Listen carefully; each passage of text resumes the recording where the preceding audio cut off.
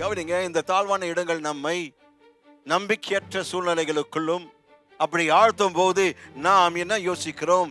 இதிலிருந்து முழுமையாக மீள்வது சாத்தியமற்றது என்று நாம் சிந்திக்கிறோம்.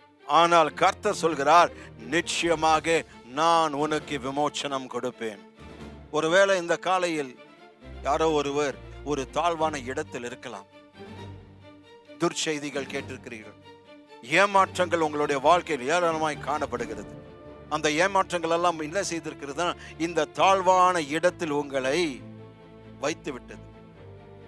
நீங்கள் அங்கே தவிக்கும் போது தேவன் கொடுத்த ஒரு சொப்பனம், ஒரு கனவு இருக்கிறது.